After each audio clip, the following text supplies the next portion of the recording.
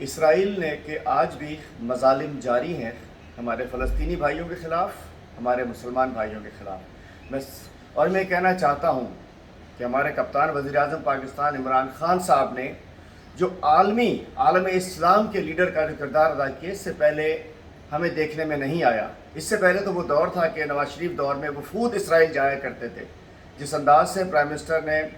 فلسطین کے وزیر اعظم سے بات کی ہے اور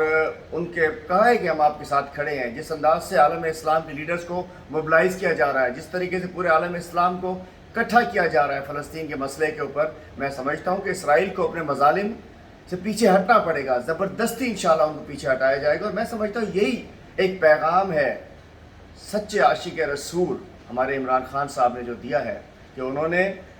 مدینہ کی سرزمین پر جا کر جس طریقے عشق رسول کا مظاہرہ کیا، انشاءاللہ پاکستان میں بھی مدینہ کی ریاست بن کر رہے گی، اور جس انداز سے ایک لیڈ رول لیا ہے عالم اسلام میں عمران خان صاحب نے، انشاءاللہ پاکستان میں بھی ہم ثابت کریں گے کہ وہ ملک ہے جو لا الہ الا اللہ محمد رسول اللہ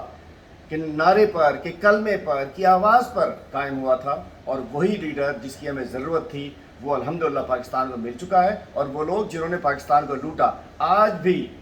آج بھی وہ لندن یاترا کی تیاری کر رہے ہیں، آج بھی وہ لوٹا وہ مال بچانے کے لیے یہاں ملک سے بھاگنے کی کوششیں کر رہے ہیں۔